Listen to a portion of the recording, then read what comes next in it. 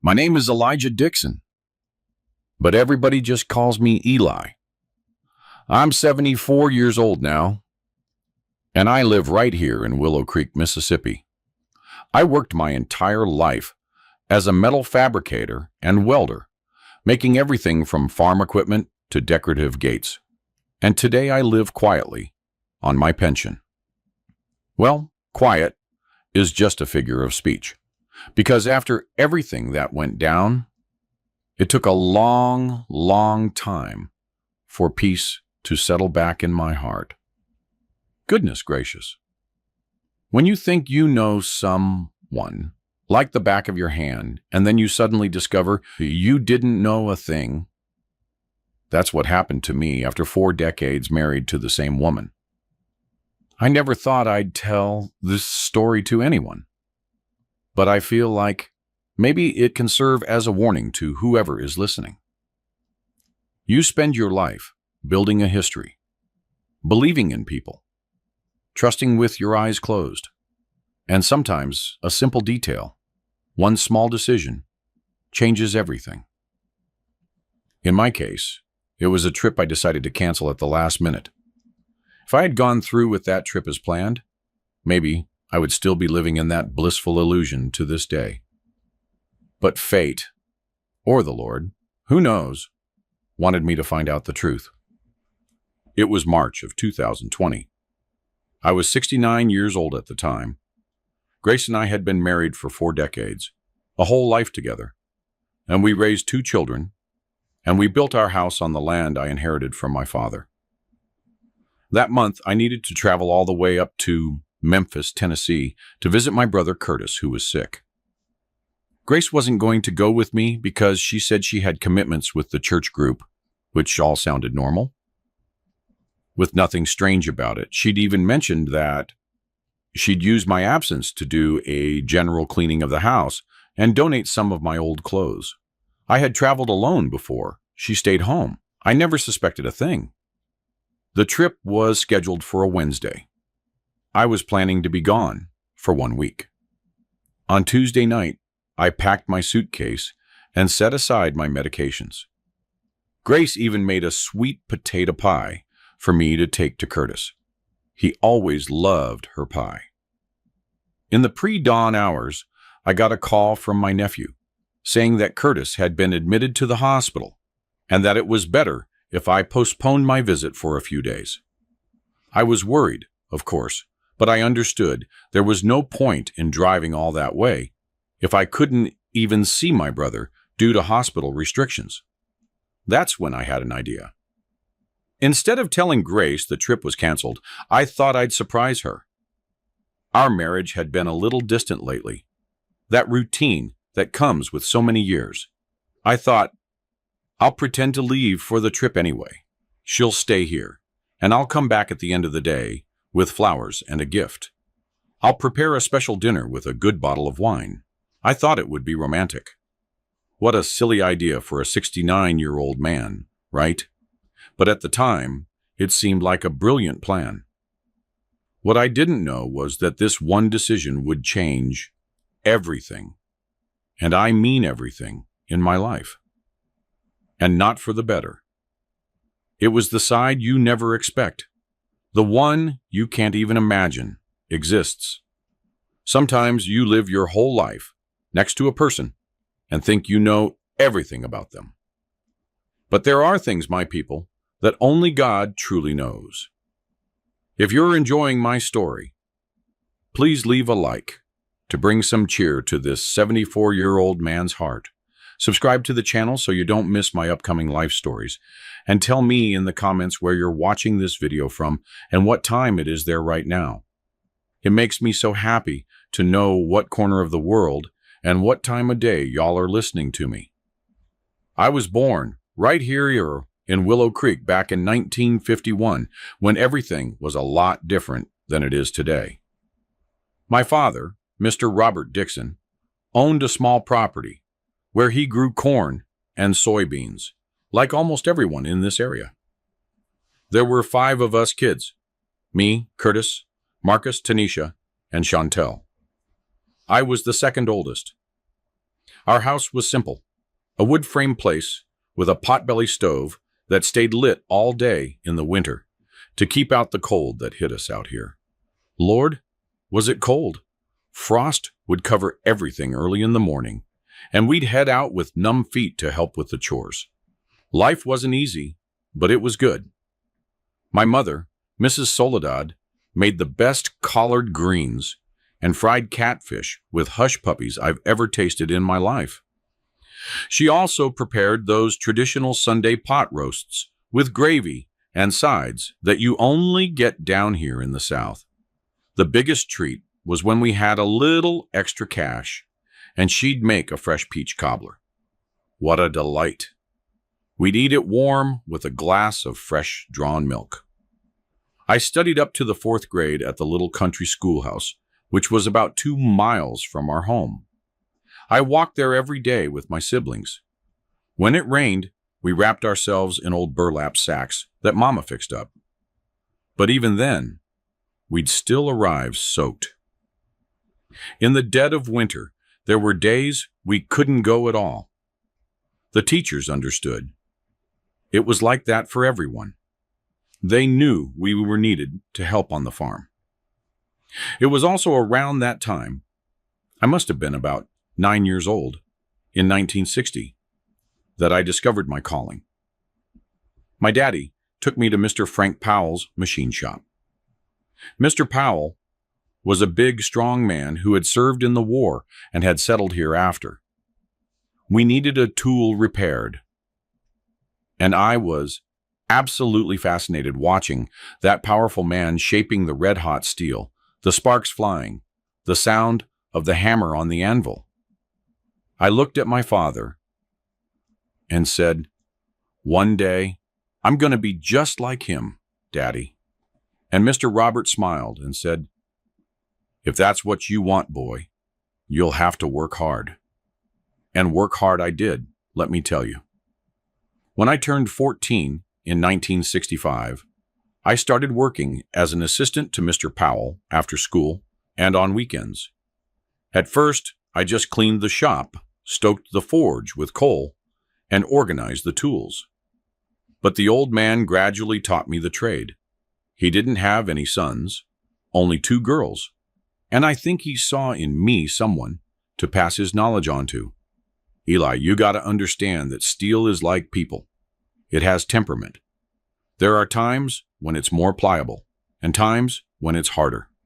You have to know the exact moment to work with it," he would say in his gruff voice.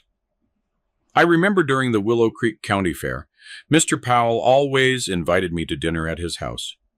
The table would be loaded with barbecue ribs, mac and cheese, collard greens, sweet tea, and different kinds of homemade pies. His wife, Mrs. Helen, treated me like a son. In 1968, when I was 17, we had a terrible flood around here. The Big Muddy Creek overflowed, and a lot of folks lost everything. Our house, thankfully, was on higher ground, but Mr. Powell's shop was completely underwater. I spent 2 weeks helping him salvage what we could. Many tools rusted. The furnace had to be rebuilt. It was a sad time, but it was also when he told me, "Eli, you ain't an apprentice anymore. You're my partner." That was one of the happiest days of my life. By the time I was 18, in 1969, I had learned just about everything Mr. Powell could teach me. I started making my own pieces, knives, farm implements, decorative hinges, and people in the county started looking for me directly. "I want the Dixon boy to do it," they'd say. That made Mr. Powell proud, not jealous. "That's how it ought to be," he'd say. It was also around that time that farming around here started changing, demanding specific tools, and we began to specialize in that. We adapted implements, created solutions for the farmers here.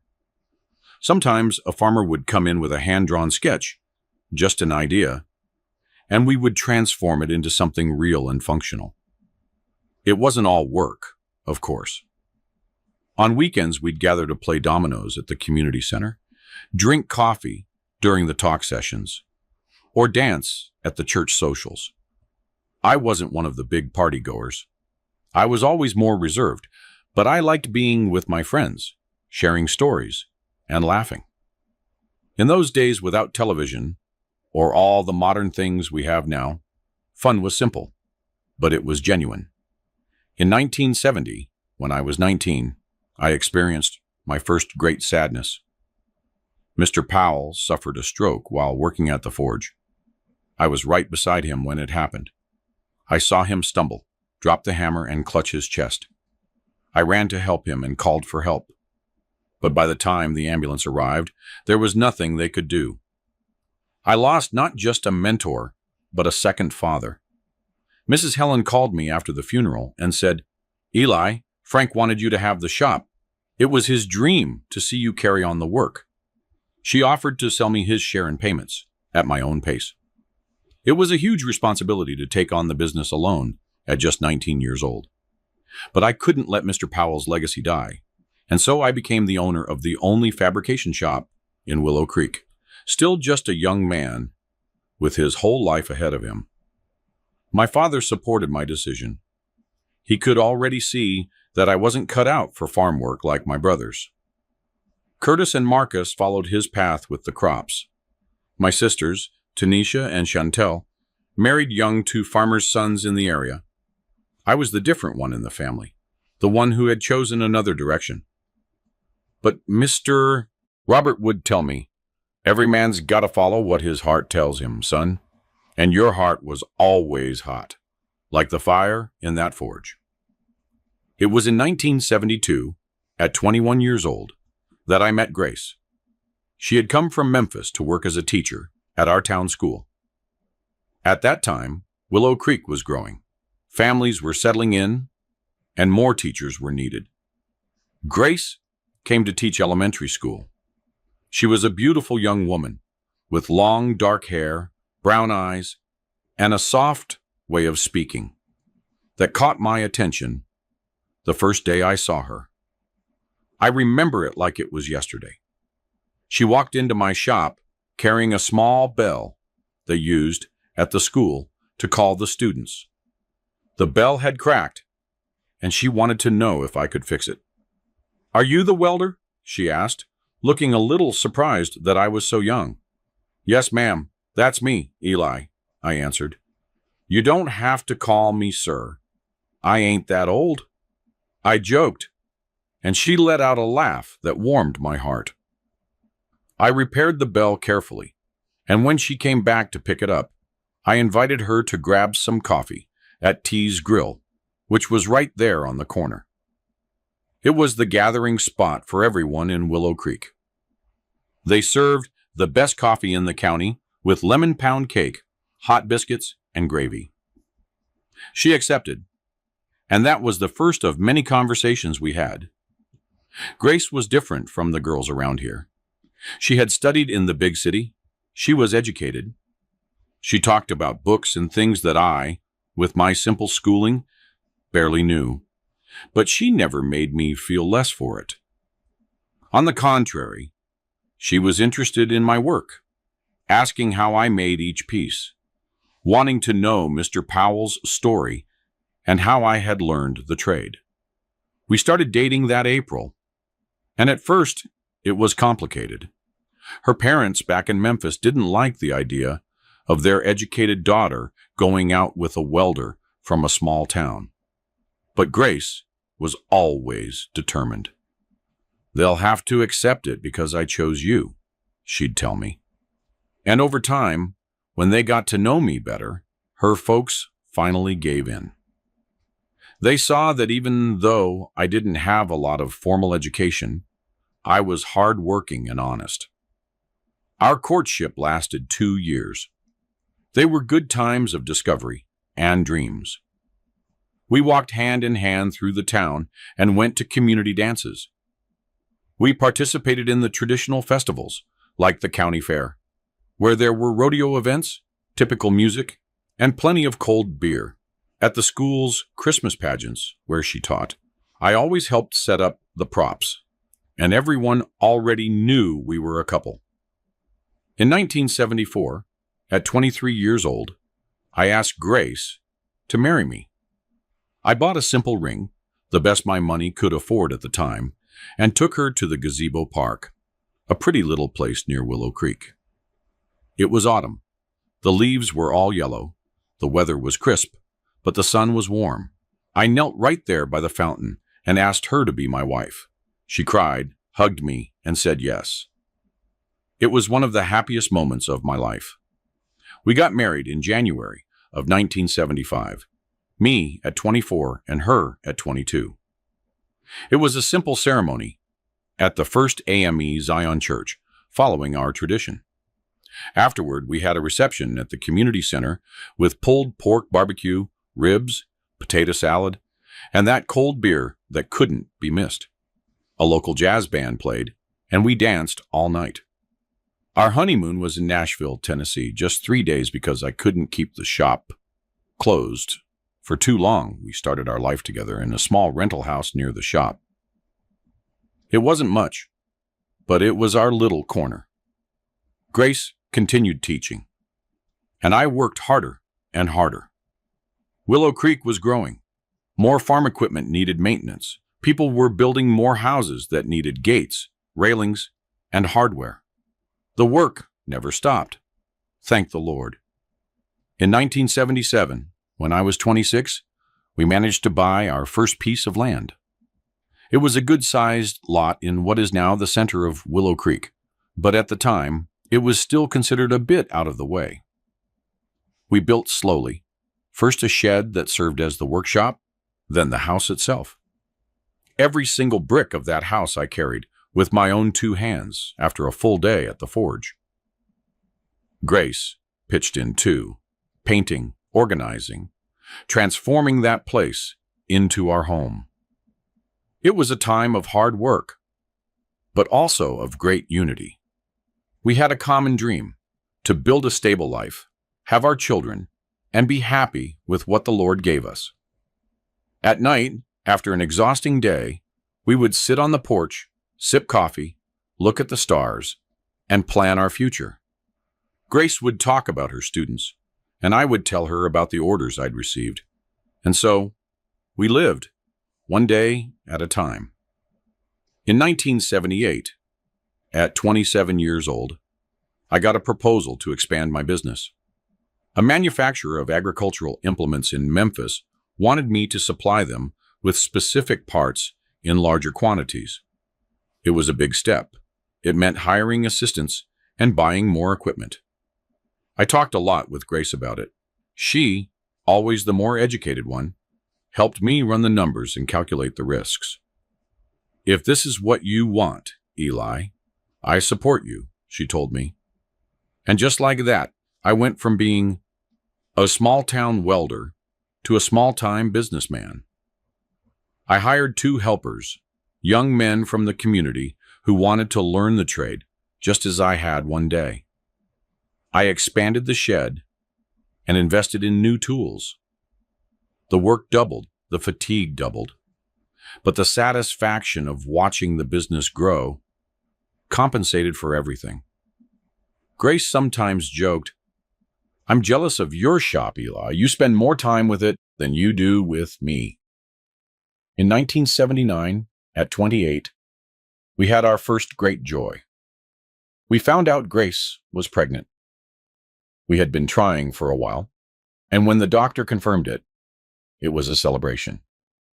She continued teaching until her 6th month, and then took a leave of absence. We prepared everything with so much care. I made the crib myself, all out of mesquite wood with wrought iron details. Grace knitted clothes, sewed blankets, and organized the nursery. Our first child, Jamal, was born in May of 1980, when I was 29. A strong, healthy boy with rosy cheeks, like the apples we grew in the orchard behind our house. I remember his first cry, the emotion of holding that tiny being in my calloused hands. "You take good care of him," Grace said, exhausted but happy in the hospital bed in Memphis, where we had to go because there was no proper maternity ward in Willow Creek at the time. Life changed completely with Jamal's arrival. Grace took some time off work to care for him, and I bent over backwards at the shop to make up for the lost income. But I never complained. Every smile from my son, every discovery he made was worth all the effort. I'd come home tired, but always had the energy to play with him, bathe him, and tell him stories. Grace said I was an indulgent father, and I was. You better believe it. 3 years later, in 1983, when I was 32, came our second joy. Grace was pregnant again. This time it was calmer. We already had experience. We knew what to expect. Jamal, as at the 3 years old, didn't quite understand what having a little brother or sister meant. But we prepared him, little by little. You're going to be the big brother. You'll have to look out for them and teach them, I explained. He felt so proud. In January of 1984, our daughter Zoe was born. If Jamal was my spitting image, Zoe was the portrait of her mother. The same eyes, the same smile, a little princess who completed our family. The house that once seemed spacious now felt small with the children growing up, toys scattered everywhere, laughter filling every corner. It was a mess, but a mess of happiness. The 1980s were years of stability for us. The business was doing well. Dixon Metalworks had a great reputation throughout the region. Sometimes we'd get orders all the way from Atlanta, Georgia, for specialized pieces that only I knew how to do just right. Grace went back to teaching when Zoe turned 2, and we found a trustworthy woman, Ms. Lupita, who looked after the kids while we were working. It was a simple life, but a full one. At least, that's what I believed back then. The 1990s arrived, and with them came a lot of changes in the country. But our life in Willow Creek continued at a quiet and stable pace. In 1990, at 39, the shop was a consolidated business. I had 5 employees, all trained by me, and we started manufacturing decorative gates that were being sold even outside the state. Jamal, at 10 years old, already liked staying with me in the workshop after school, slowly learning the way I had learned from Mr. Powell. Zoe, at 6, was more attached to Grace, always with books and notebooks, with an intelligence that impressed her teachers. Grace was promoted to principal of the elementary school in 1992, when I was 41. It was a recognition of the dedicated work she had always done as a teacher. I was proud of her, of our life together, of what we had built. Our house was fully finished now, with a beautiful garden that Grace tended on the weekends, and an orchard in the back with oranges, lemons, and even a grapevine that gave us enough to make homemade wine. Nothing too fancy, but comfortable, cozy, and ours. Traditions remained strong in our family. On Sundays, the house was filled with visits from my siblings and their children. I grilled meat on a stone barbecue pit I built just for that, while the women prepared the potato salad, the rolls, and that southern rice and beans that only we know how to make right. The children played in the yard, and we, the adults, drank coffee, talked about life, and recounted old stories that the kids already knew by heart, but always asked to hear again. In 1995, when I was 44, a big flood hit our area. Worse than the one in '68. The Big Muddy Creek rose so high that it flooded parts of the town that had never been affected before. Our house, thankfully, was safe. But the shop, which was lower down, was flooded. We lost machines, materials, and finished jobs waiting for delivery. It was a tough blow, but the community rallied together. The employees, the neighbors, everyone helped with the cleanup and recovery. That's when I saw the value of having built good relationships over the years. Grace was tireless during that period. She organized fundraisers at the school, secured donations, and worked hard, juggling her job and helping me rebuild the business. The kids did their part too. Jamal, at 15, worked beside me like a grown man, and Zoe, at 11, helped her mother with the donation lists and whatever else was needed. That tragedy, as difficult as it was, ended up bringing our family even closer. In 1996, we managed not only to recover what we had lost, but to improve it. I built the shop on higher ground. We expanded the space and bought more modern equipment. The business grew so much that I needed to hire 2 more employees. I didn't work at the forge as much as I used to. I had become more of an administrator, but I still made sure to grab the hammer every once in a while, especially when a more delicate or artistic job came up. That was what I liked the most. Time kept passing, and the children kept growing. Jamal finished high school in 1998 when I was 47 and decided he wanted to stay in the metal industry. "Dad, I want to study mechanical engineering," he told me. It was such a great source of pride. My father had barely been able to give me an elementary education, and I was able to send my son to college in Atlanta. Zoe was still in high school, but already showed an interest in literature and history, taking after her mother. As we crossed into the year 2000, at 49, our life seemed perfect. Grace and I celebrated our 25th wedding anniversary and had a beautiful party to renew our vows. She looked gorgeous that day in a light blue dress that brought out her eyes. Our children, relatives, and friends we had made over the years were all there to celebrate with us. I remember looking around during the party and thinking, we did it. Everything we dreamed of so long ago is right here. In 2002, when I was 51, Jamal graduated and came back to Willow Creek. He had received offers to work for big companies in Atlanta, but he chose to come back and work with me. "I wanted to modernize the company, Dad. There's a lot I learned that can help us grow even more," he told me, with that enthusiasm of a young, freshly graduated man. And that's what we did. His engineering knowledge, combined with my practical experience, gave the business a new boost.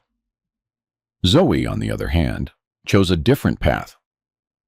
In 2003, at 19, she passed the entrance exam to study literature at the University of Memphis. She commuted back and forth every day by bus. It was exhausting, but she didn't want to leave home.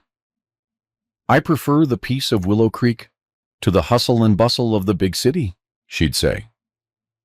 Grace helped her with college assignments, reviewed her essays, and discussed the books Zoe had to read. It was beautiful to see the two of them together, so similar in the way they spoke and thought. Our routine at the time was quiet. I left early for the shop, which we now called Dixon Metalworks and Fabrication. Grace left for the school, and the children left for their respective commitments. We met in the evening for dinner, always together at the table, talking about how the day had been. On weekends, sometimes we'd go fishing at Mr. Roberto's pond, a neighbor who had a nice property, with a place to fish. Other times, we'd drive up to Memphis to see a movie, or have dinner out for a change. In 2006, when I was 55, Zoe graduated and started teaching English at the same school where her mother was principal. It was another reason to be proud to see my daughter following in Grace's footsteps with the same dedication and the same affection for her students. Grace, who was 53 then, was already talking about retiring in the next few years, and the idea was that Zoe could eventually take over the principal position as well.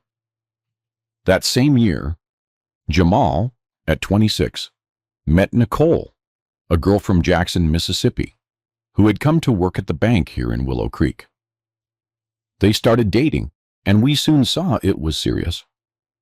He always brought her to Sunday dinners, and she integrated well into the family.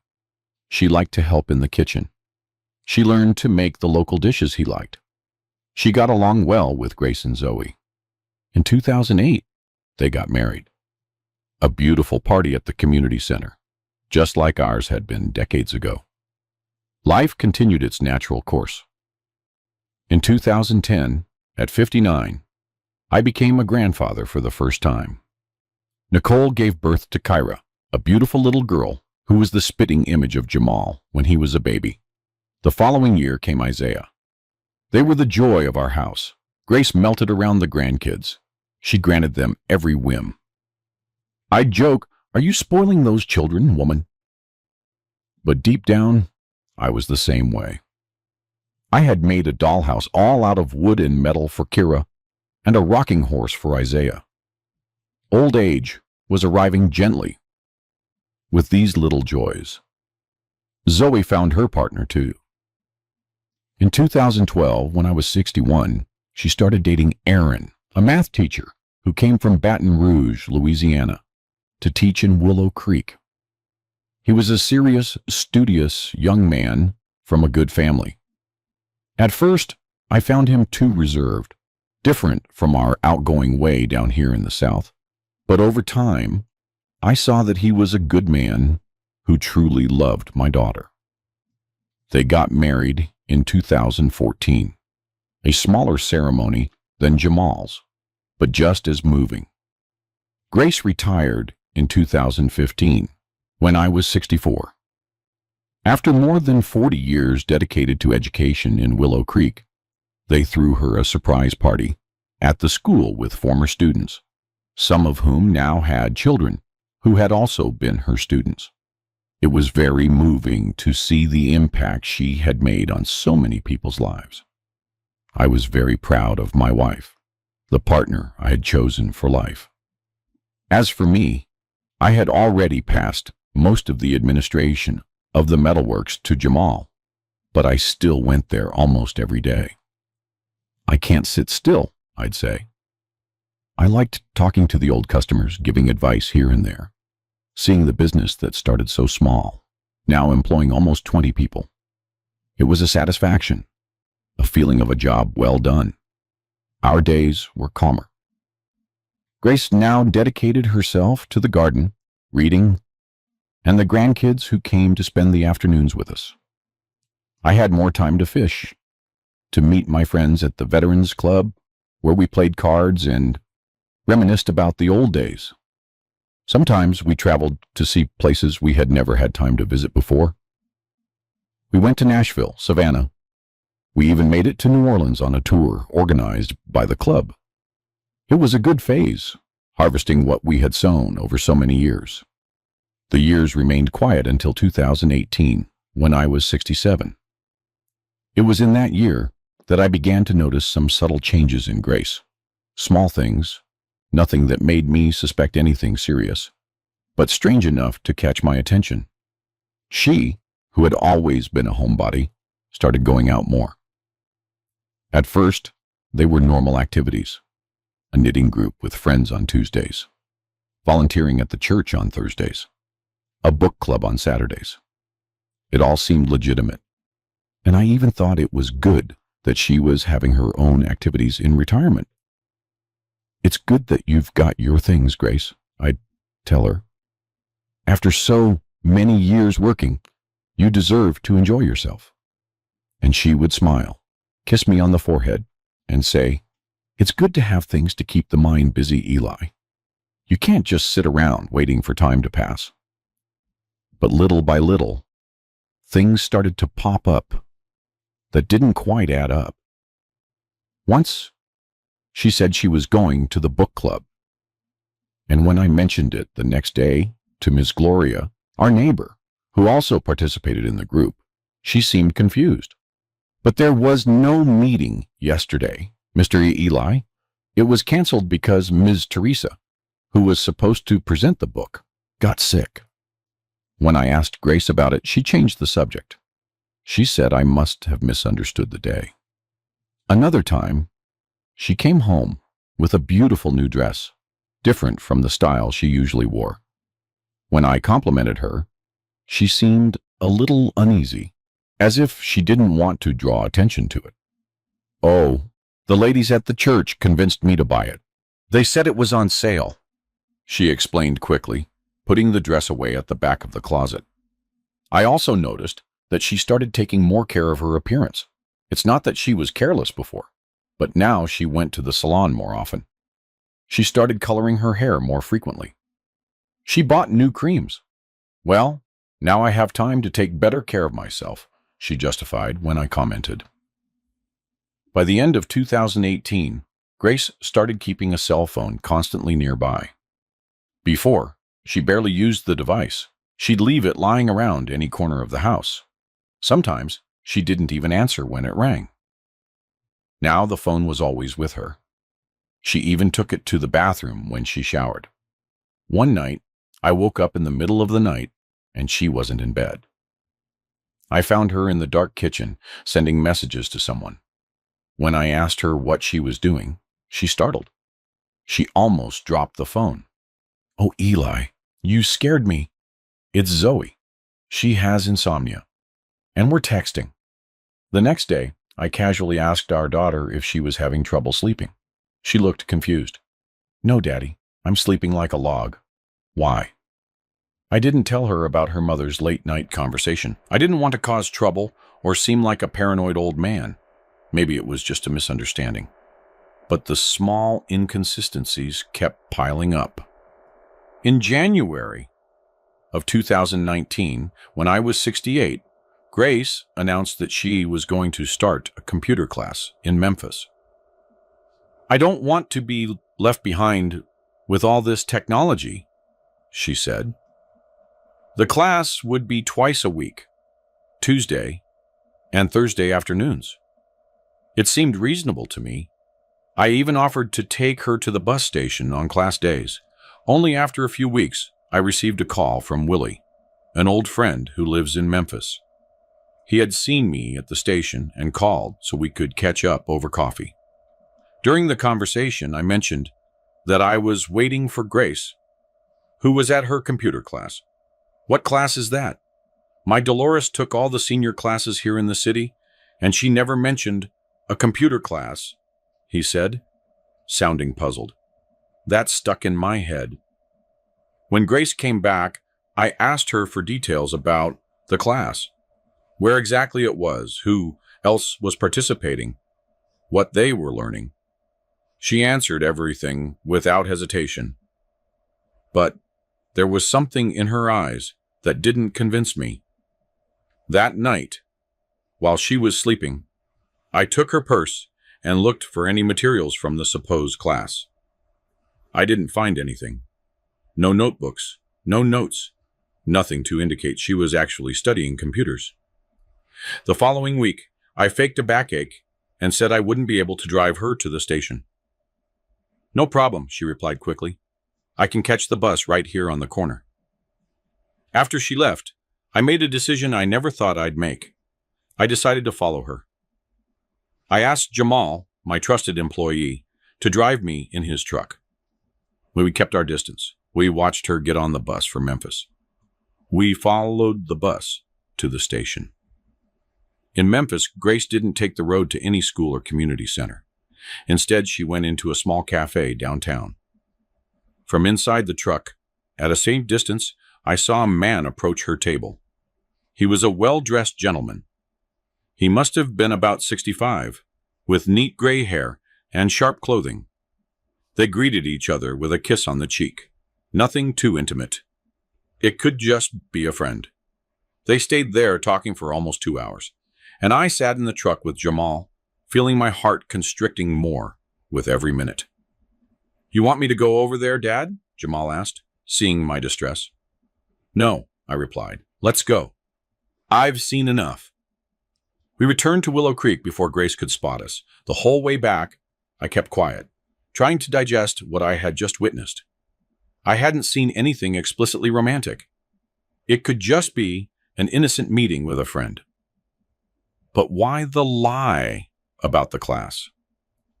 When she returned home, I acted normally, as if nothing had happened. I asked about the class, and she told the same story as always, with details about what they had supposedly learned that day. The lie came out so naturally that it left me even more confused. Was I overreacting?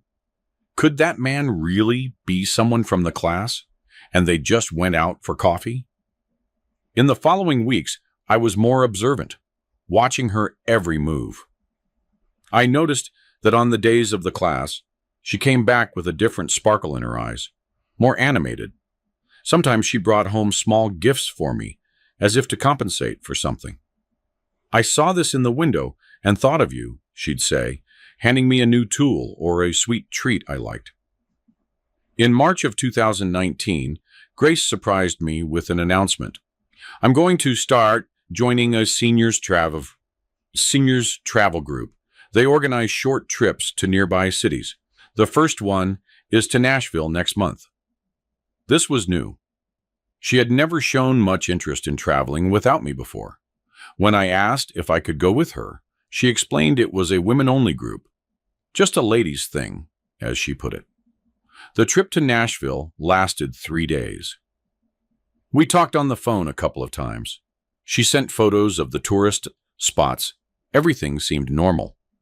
But when she came back, I noticed she had a new necklace, a delicate piece that wasn't in the photos she had sent me. "The ladies in the group bought it for me," she explained when I spotted the jewelry. The following month, May of 2019, came another travel announcement, this time to Savannah, Georgia, for a festival. Again, it was with the women's group.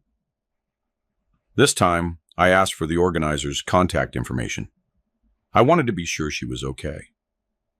Grace was visibly uncomfortable with my request, but she ended up giving me a name and a number. I called, and a very friendly lady confirmed the existence of the group and the trip.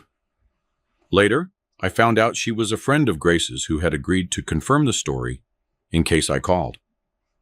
The trips with the group became regular, one every 2 or 3 months. After each return, Grace seemed more distant, as if a part of her had been left somewhere else. Our relationship, which had always been close despite the years, began to cool. We talked less, rarely went out together, and even our intimacy had diminished considerably. In September of 2019, I accidentally found a credit card statement of hers.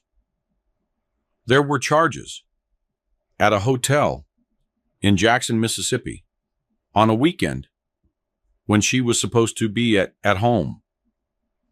I confronted her with this, and she said it was a mistake by the credit card company, that she had already called to correct it. I accepted the explanation more out of convenience than actually believing it. By the end of 2019, our son Jamal noticed the change between us. "Is everything all right between you two?" he asked me one day when we were alone at the shop. I lied. I said yes, it was just the weariness of old age. I didn't want to involve the children in my suspicions, especially since I wasn't certain of anything. They were just hints. Strange behaviors, nothing concrete. Christmas that year was strange. We were all gathered. Us, the children, the grandchildren. But there was a tension in the air that had never existed before. Grace was physically present, but her mind seemed far away. She grabbed her phone every moment, smiling at the screen as if she had a private secret. Our children exchanged worried glances, sensing that something was wrong between their parents. I entered 2020 with a heavy heart, an uncertainty that gnawed at me from within. In February, when we celebrated 45 years of a marriage, I thought about giving her a surprise, an attempt to reignite what seemed to be fading. I bought flowers, booked a restaurant in Memphis, and planned everything carefully. Grace seemed genuinely touched. and for a few hours, it was like the old days. She took my hand across the table, looked into my eyes, and said, "It was 45 wonderful years, Eli." The use of the past tense did not escape me, and I felt a pang in my chest. It was then, in March of 2020, that the story of the trip to visit my brother Curtis in Memphis came up. He really was sick with heart problems, and I really had planned to go see him. Grace, as was her habit lately, said she wouldn't go with me, that she had commitments in Willow Creek. I didn't question it. I was already used to her refusals. On the eve of the trip, I received the call from my nephew saying that Curtis had been admitted to the hospital, and it was better to postpone the visit. That's when I had the idea that would change everything. Pretend I had gone anyway and come back the same day to surprise Grace. Part of me genuinely wanted to make a romantic gesture to save our marriage. But another part, the one that had been accumulating suspicions for months, wanted to finally discover the truth. And so, I came to that fateful day, the decision to fake a trip to find out what was going on with my 45-year marriage. Little did I know that the truth would be much more painful than all my suspicions. On the morning of March 11th, 2020, a Wednesday, I left the house with my suitcase packed. I said goodbye to Grace with a quick kiss on the cheek, as had become our custom lately. "Take good care of Curtis. Give him a hug for me," she said, sounding genuinely concerned about my brother.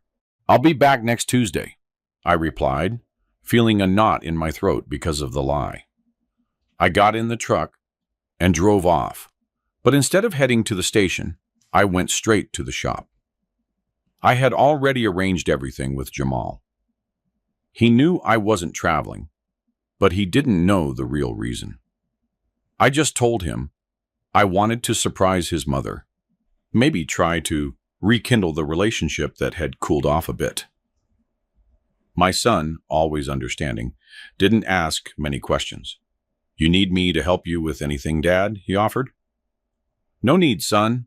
Just don't tell anyone you saw me around here today," I requested.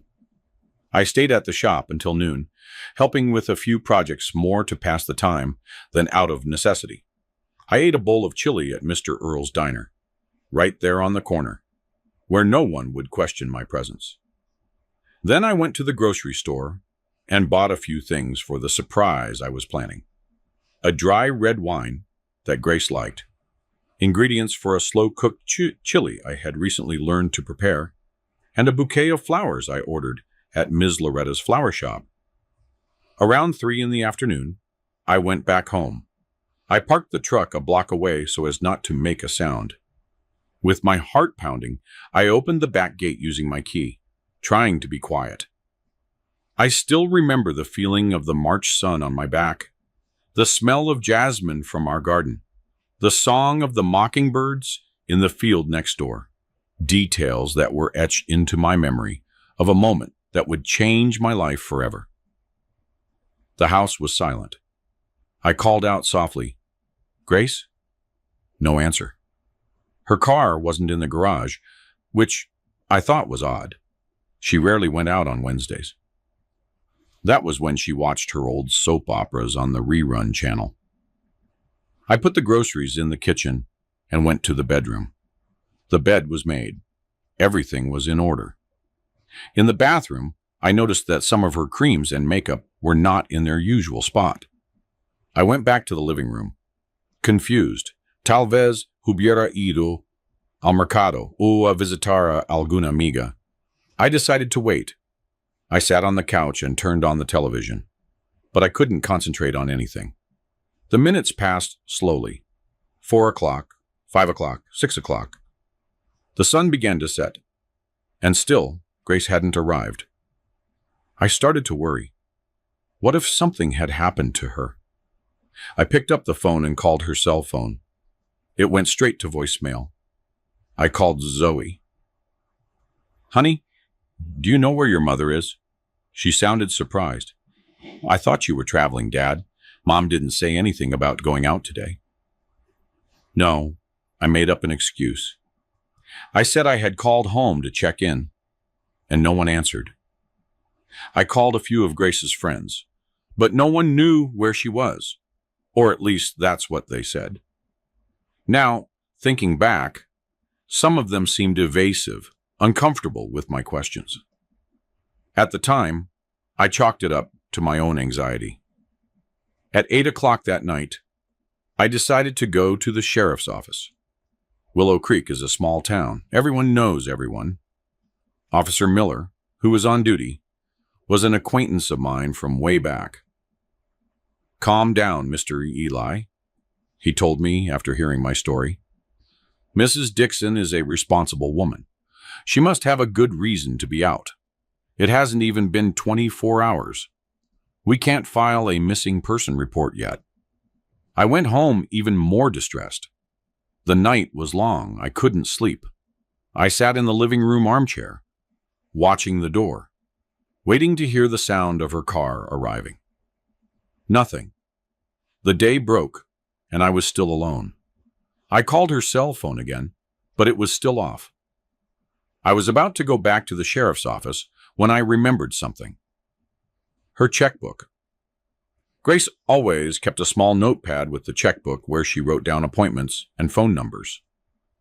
I went to the drawer where she usually kept those things. The notepad was there. I started flipping through it, looking for anything that might indicate where she could be. On the page for the current week, I found one notation for Wednesday. Art. Just that. No other information. Who could this Art be?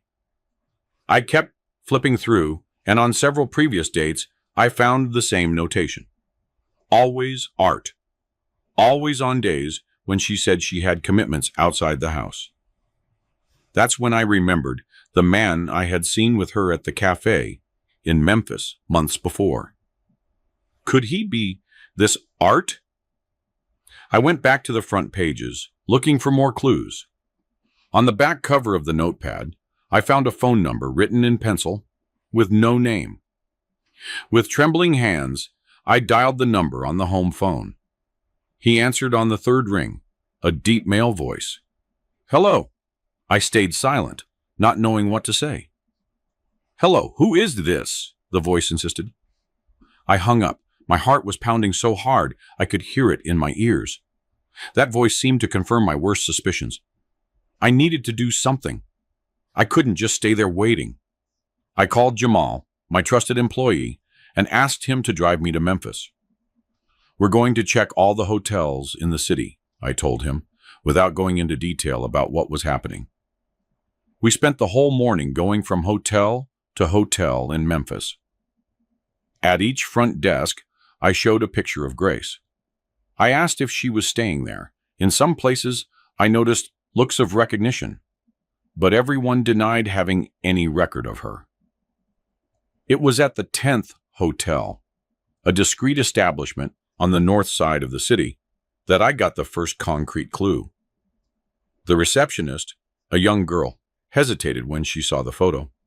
"Did she check in as Grace Dixon?" she asked, consulting the computer. "Yes," I replied, feeling a knot in my stomach. "No, we don't have anyone with that name," she said after a few seconds, but her gaze gave something away. "Please," I insisted. "She's my wife. I'm worried. If you know anything, tell me." The girl looked around as if checking that she wasn't being observed. "There is a lady who looks like her, but she's registered as Grace Miller. She checked in yesterday with a gentleman, room 214. Miller, her maiden name, which she hadn't used for over 40 years. "Is she there now?" I asked. My voice choked. The receptionist shook her head. "They left early, but they left the key, so they must be coming back." I thanked the girl and left the hotel with Jamal. "You all right, Dad?" he asked, worried about my paleness. "No, I'm not all right," I answered honestly. "But I need to solve this. You can drop me off here and head back to Willow Creek. I'll call you if anything happens."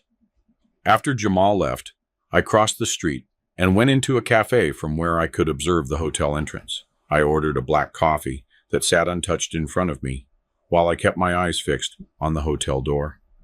Time passed slowly. Noon, 1 o'clock, 2 o'clock. At 3:30 in the afternoon, I saw a car pull up in front of the hotel. It was Grace's car. My heart stopped for an instant when I saw her get out of the passenger side, smiling, looking younger and happier than I had seen her in years. From the driver's side, a tall man with neat gray hair and sharp clothing stepped out, the same man I had seen with her at the cafe months before. He put his arm around her waist, with an intimacy that only comes from a lot of time spent together, and together they entered the hotel. I was paralyzed, unable to move. Part of me wanted to cross the street and confront them right there. Another part wanted to flee, pretend I had never seen it. But I knew I needed the truth, no matter how painful it was. I waited another hour, trying to gather my courage. Finally, I got up, paid for the coffee I hadn't even touched, and crossed the street. At the front desk, the same girl from before gave me a look of understanding. I didn't need to say anything. She just nodded, indicating that the couple was still in the room. I climbed the stairs slowly, each step feeling heavier than the last. I reached the second floor, found room 214, and stopped in front of the door, my heart pounding so hard I thought they might hear it on the other side. I raised my hand to knock, but then I heard her voice. My wife of 45 years, laughing in a way I hadn't heard in ages. "Arthur, you are impossible," she said between bursts of laughter. Arthur. So that was the man's name, the art in the notepad. I took a deep breath and knocked on the door. The voices on the other side immediately fell silent. After a few seconds, I heard footsteps approaching.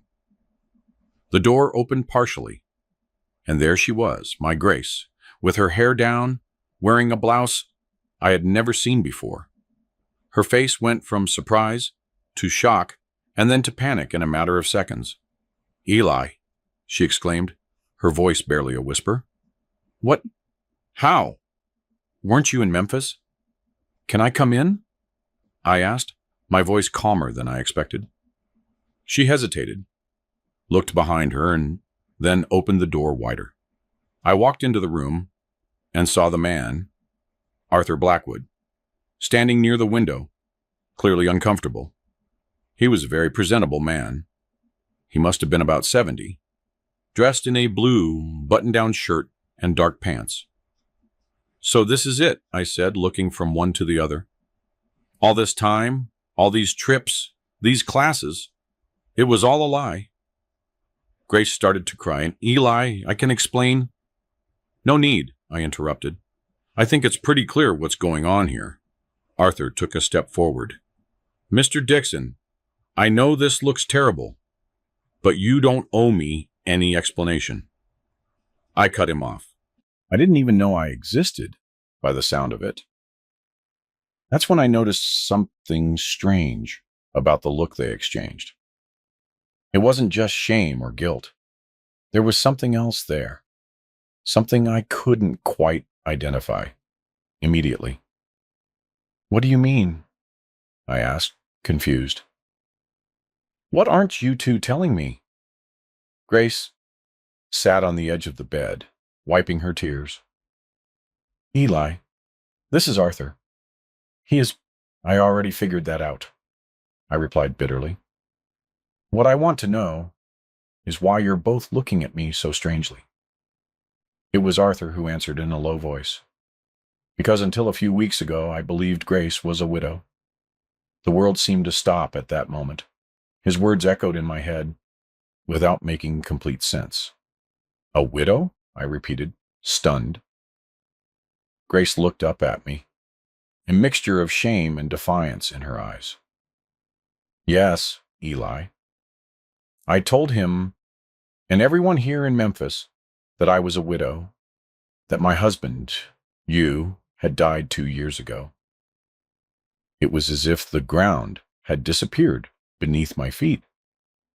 "You killed me?" I asked, incredulous. "How did you kill me?" She sighed heavily. "It was just easier that way.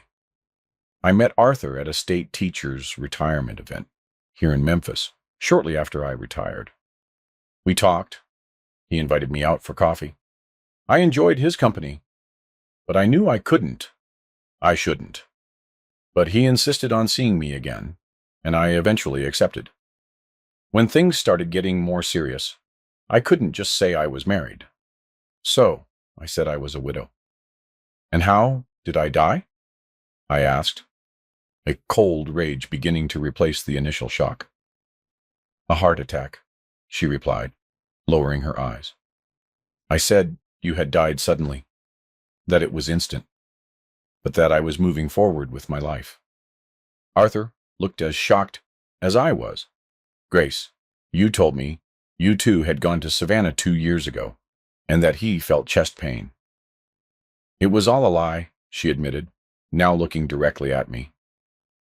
"Eli, I know it sounds awful, but I needed something just for me after so many years taking care of everyone.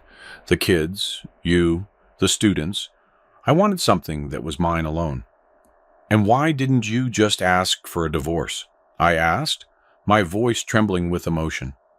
"Why this macabre farce of killing me in your imagination?" She laughed then, a humorless laugh. "A divorce in Willow Creek? Everyone would judge me, talk behind my back. The children would be devastated. The reputation I built my whole life, all thrown away. It was easier to have two separate lives. Here in Memphis, I was Grace Miller, a respectable widow who found new love. In Willow Creek, I remained Mrs. Grace Dixon, the dedicated wife of Eli from the metalworks." The coldness with which she explained it all left me speechless. I no longer recognized the woman in front of me.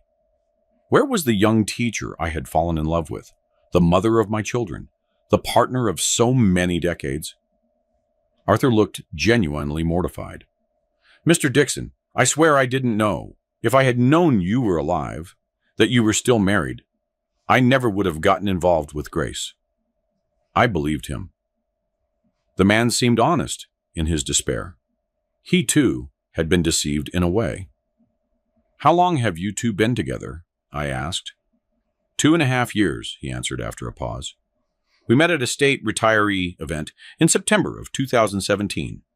I was a history teacher in Memphis." The dates checked out.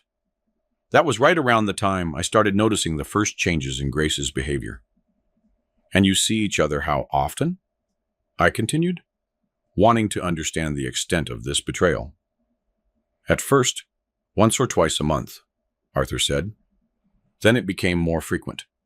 Grace said she needed to come to Memphis for retirement-related business or for classes, meetings with former colleagues." "All the trips then," I stated. "Yes," Grace confirmed. "When I said I was going to Nashville or New Orleans with the group of friends, I was actually going with Arthur." "But you also met here in Memphis regularly," I asserted.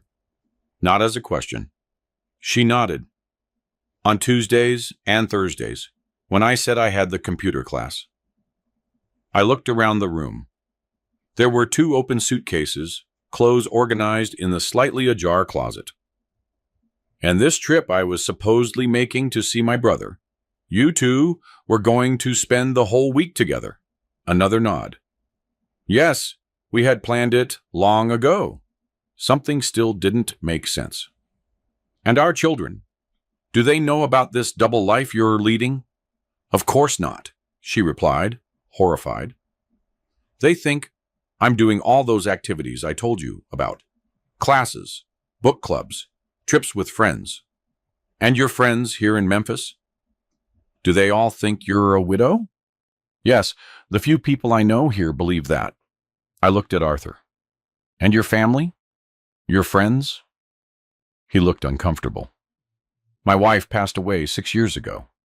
I have 2 adult children who live in Atlanta. They..." They met Grace last year.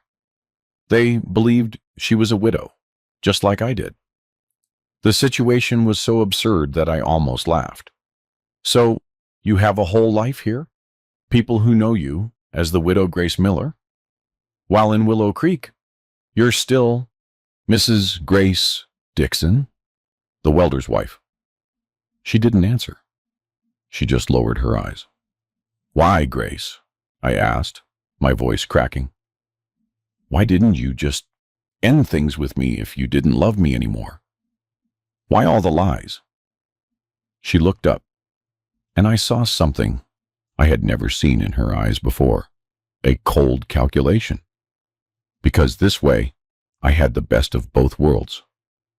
Eli, in Willow Creek, I had the respect of the community, the comfort of our home, the closeness to the children and grandchildren. Here in Memphis, I had the excitement of a new relationship, the freedom to be someone else, without the weight of 45 years of history. Those words hit me like a punch to the gut. And me, what was I in this whole equation? You were part of my life in Willow Creek, the father of my children, the grandfather of my grandchildren. I didn't want to hurt you, that's why I never said anything. You didn't want to hurt me? I repeated, incredulous. You killed me in your imagination, Grace. You wiped me out of existence. How was that not going to hurt me when I found out? I never thought you would find out, she admitted. And that, perhaps, was the only genuine truth she spoke that day. I left that hotel in Memphis a different man. I didn't say anything else. I simply turned around and walked away, leaving Grace and Arthur with their secrets and lies. I took a bus back to Willow Creek, looking out the window without really seeing the passing landscape. 45 years of marriage, a whole life built together, and it had all been a farce, at least for the last few years. When I got home, Grace still hadn't returned. I packed some clothes in a suitcase, grabbed important documents, and left. I couldn't sleep under the same roof, where so many lies had been told. I went to Jamal's house, and he received me, startled, unable to understand what was going on with his father. What happened, Dad? Where's Mom? He asked, worried. I sat him down and told him everything. It was one of the hardest conversations of my life. I saw the disbelief in his eyes, then the anger, the sadness. It can't be true, he kept repeating. Mom wouldn't do that. The next day, Zoe came over too. They both wanted to hear their mother's side, of course, but I had proof. The notepad with the notations, the testimony from the hotel receptionist, even Jamal, who had accompanied me during the search. When Grace finally returned to Willow Creek and came looking for the children, they already knew everything. It was a terrible period. The family I had built with so much love was shattered. Grace tried to explain, to justify, but there was no explanation that could make sense of such an elaborate, cruel betrayal. It wasn't just a matter of infidelity. It was a complete denial of my existence. I decided to get a divorce. At 69 years old, I found myself alone, having to start over. The first few months were the hardest. I rented a small house near the metalworks. I immersed myself in work. The children stood by me, but it was complicated for them too. After all, no matter how terrible what Grace did was, she was still their mother. The news spread quickly through Willow Creek. In a small town, there's no hiding something like that. I felt the pitying glances. I heard the whispers when I passed by. To many, I was the poor soul, old Eli, who had been tricked by his wife. That hurt almost as much as the betrayal itself. As for Arthur Blackwood, I later learned that he also broke up with Grace. From what I was told, he was as shocked as I was to discover the extent of her lies. In the end, He, too, had been deceived, believing he was in a relationship with a widow when he was actually an unwitting accomplice to a deception. Grace ended up moving to Memphis after the divorce, selling her share of the house and buying an apartment there. The children keep in touch with her, but things were never the same. Family celebrations, Sunday dinners, all that came to an end. We only see each other on unavoidable occasions, like the grandchildren's graduations or important birthdays. Time went by, and the pain, though it never completely disappeared, became more bearable. I learned to live alone, to find pleasure in the small things. I started fishing more, meeting friends at the club, and spending time with my grandchildren when they came to visit. Today, 5 years after that terrible day, I can say I survived. I'm 74 years old, with a few more wrinkles and a few less dreams, but I'm still going. The shop, now officially Dixon Metalworks and Son, continues to prosper under Jamal's administration. I still go there almost every day, more to chat and keep busy than to actually work. I never got romantically involved with anyone again, not for lack of opportunity. Surprisingly, there are several widows or divorcees in Willow Creek who wouldn't mind keeping the old welder company, but something in me closed up after that experience. I prefer the simplicity of my current routine, without complications, without expectations that could be disappointed.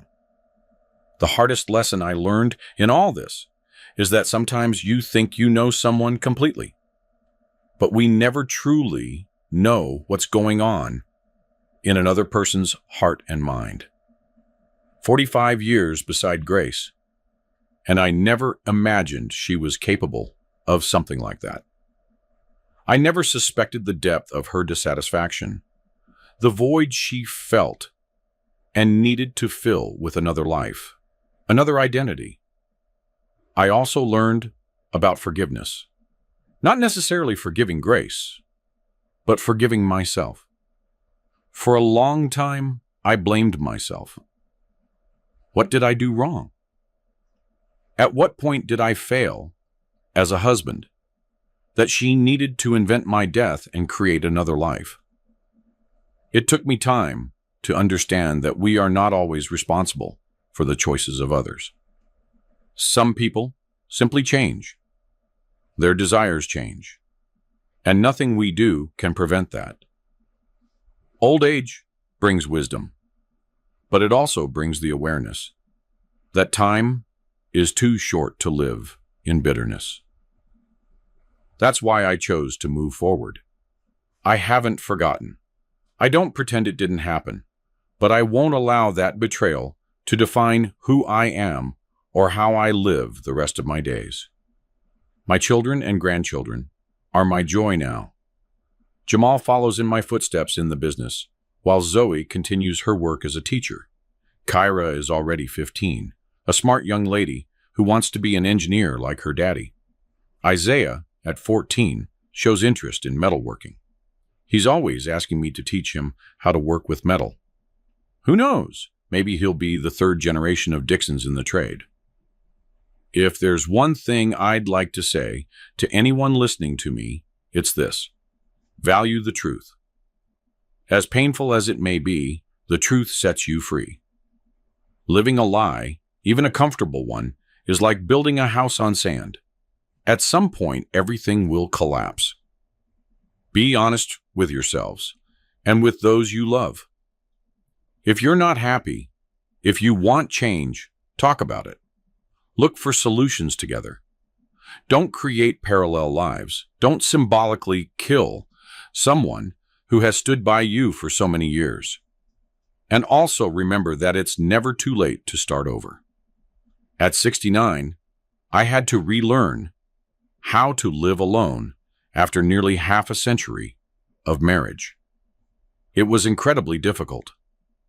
There were days I thought I wouldn't make it, but here I am, 5 years later, still standing, still smiling, still finding reasons to be thankful for every new day. Life is full of surprises. Some good, some not so good.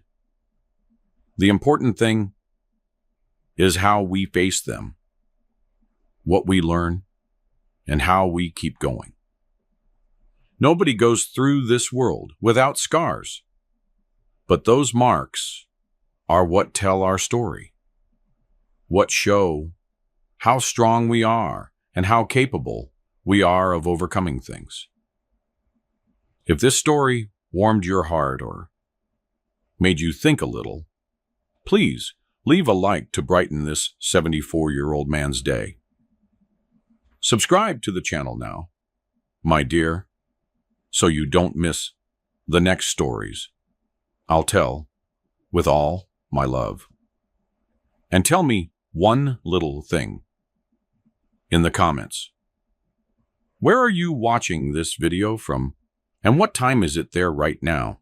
Have you faced a big disappointment in life? And how did you manage to move forward?